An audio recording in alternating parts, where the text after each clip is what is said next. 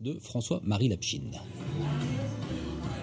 Bonjour à tous et bienvenue ici. En effet, depuis lundi à Dijon a commencé le festival 100% féminin, un festival qui va se prolonger jusqu'à samedi au cœur de la semaine où se situe le jour et la journée de la femme. Un festival dans plusieurs lieux, un festival avec plusieurs disciplines, que ce soit la danse, que ce soit la musique, que ce soit la peinture ou même les défilés de mode. Alors nous sommes ici en direct du gymnase Boivin à Dijon où cet après-midi en l'occurrence vont avoir lieu des ateliers avec Malika Benjeloun. Bonjour, vous êtes venue spécialement un peu l'icône du hip-hop parce que côté féminin et côté français ça se passe pas trop mal au niveau national. Donc on va vous présenter un petit peu. Alors le côté prof déjà, prof de danse. Donc voilà, maintenant ça fait 15 ans que je suis professeur de danse hip-hop. Donc j'ai un parcours à la base qui est classique et jazz. Et ensuite, voilà, je suis devenue professeure, danseuse et puis chorégraphe. Et maintenant, ça fait 15 ans que je tourne. Voilà, et vous parcourez le monde, vous travaillez avec le Théâtre du Soleil et vous travaillez aussi sur 2 chaînes de télévision, donc François. Donc François, oui, une émission qui s'appelle Dance Street, qui est tous les samedis à 18h40. Une émission aussi qui est sur Disney Channel. Et oui, et comme vous dites, je travaille pour la compagnie Franco Dragon. Voilà, et aussi très bien. Alors, merci d'être là avec vous, Cédric Tarteret, donc boîte d'événements. Voilà, agence de communication, d'événementiel, d'audiovisuel. Voilà. On est polyvalent. Et pour la deuxième fois, vous avez mis en place un festival 100% féminin. Alors, j'allais dire, comment l'idée vous est venue? Qu'est-ce qui vous a... Vous êtes un militant, un politique, un amoureux des femmes, un amoureux de la liberté? Je suis la totale. Je suis un citoyen du monde, amoureux de tout ça, de tout cet éclectisme féminin, et forcément engagé, militant, associatif, politique indirectement, mais surtout un soldat du hip-hop. Et quand on est un soldat du hip-hop, ce qu'est Malika en l'occurrence, on y est toute la vie. Voilà, c'est notre confession, c'est le hip-hop. Donc on essaye de développer les choses d'une manière des plus importantes au niveau de la jeunesse et au niveau de notre culture. Alors la jeunesse, mais aussi au niveau féminin. Pourquoi 100% féminin? Parce que à force de côtoyer des filles dans cette culture qui est le hip-hop, il n'y en avait pas énormément au début, à force il y en a eu de plus en plus. Et on s'intéresse à ce que font les filles parce qu'elles peuvent être l'égale de l'homme, parfois elles peuvent être meilleures.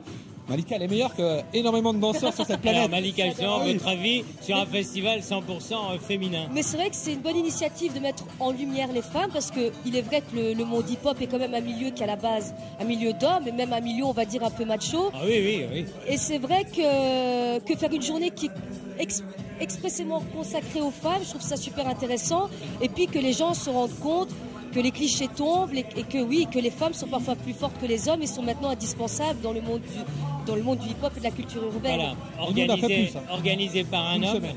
Organisé toujours quand même par un homme. Il y a avec une équipe féminine. C'est vrai. Voilà. Il y a beaucoup d'événements organisés par des femmes et tenus par des femmes, mais ton initiative est vraiment super, Cédric. Voilà. Donc un événement qui dure une semaine, du 4 au 9 mars, avec différents événements, une exposition de peinture, alors, un atelier danse aujourd'hui, avec 3 peintres qui sont des... Voilà, avec Elodie Janin, Mélanie Lamiro et Mélodie Pidou. D'accord. Donc là, ça a commencé depuis lundi, c'est toute la semaine. Alors là, aujourd'hui, on est au cœur de la danse. D'ailleurs, il y a un bel échauffement là en direct. On va voir passer également des modèles du défilé de mode. Donc cet après-midi... c'est atelier danse. Voilà. Danse, Malika. Donc là, on va aborder les techniques de la culture urbaine. On va aborder le côté danse, le côté même théâtral, le côté mise en scène.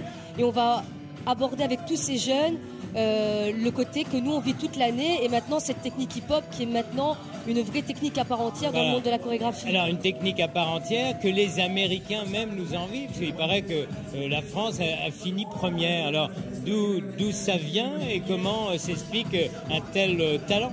C'est-à-dire que les Français sont partis aux États-Unis, sont revenus avec cette culture, avec leur base, avec l'historique et les Français ont respecté vraiment ces bases et ces techniques.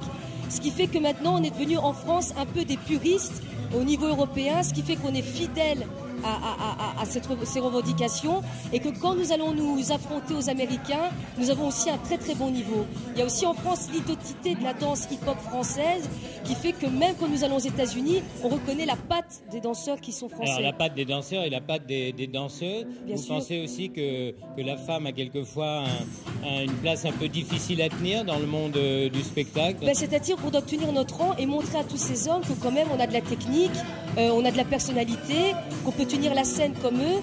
Et au départ, ils ont eu du mal, et puis maintenant, c'est strictement inévitable. Et donc, beaucoup de garçons se font battre en compétition par des femmes. Des femmes sont metteurs en scène en hip-hop. François-Marie, on est perdu. Faites attention, messieurs, faites attention. Alors, donc, dantaface.com, c'est votre Promotion. promotion.com qui est notre site internet. D'accord, très bien. Avec donc un événement aussi vendredi, avec d'autres créations, mais plus au niveau de la mode. Voilà, une première. Cette deuxième édition, on a lancé deux choses. Un défilé de mode avec les plus belles filles de la région Bourgogne, Franche-Comté et les régions voisines. C'est jeudi, c'est vendredi donc à la salle de Vosges dès 20h30. Il y aura également aussi le lendemain, le samedi, l'événement international, une compétition internationale de breakdance. Alors qu'est-ce que c'est breakdance Le breakdance, on va demander à Malika, elle connaît un petit peu le rayon. Allez, à la base, vraiment, un breakdancer, à l'époque aux États-Unis, quand il y avait des pauses dans les matchs de basket ou dans les matchs de baseball, les breakdancers, c'était les danseurs qui venaient pour danser pendant les mi-temps. À la base, c'est ça l'étymologie propre du breakdancer. Mais à la base, le breakdancer, c'est un danseur de la culture urbaine, avec cette technique qui est très dansante, qui est et qui fait que ça fait. Alors donc, qu'est-ce qui va se passer? Parce que c'est un événement, il y aura jury, etc. Malika est dans le jury, il y a également aussi Karima d'Actual Force. Il y aura Movie One, une jury qui est espagnole, une très grande danseuse. Voilà, Karima qui est aussi une grande pionnière et que moi j'admire beaucoup parce qu'elle est de la génération d'après, mais qui a fait un exemple aussi, un parcours exemplaire aussi. Et Malika, bien sûr, vous serez là. Avec un immense plaisir. Voilà, en tout cas, sincèrement, un grand bravo à toute une équipe, vous voyez, de gens jeunes et même très jeunes qui ont mis au point ce festival. Donc, cet après-midi, de la danse, vendredi, un défilé de mode et samedi, donc break-dance à la vapeur à Dijon. Voilà. Donc, la fête continue avec les danseurs, c'est du direct. Voilà, merci. Continue même en direct sur Internet à partir de 12h30.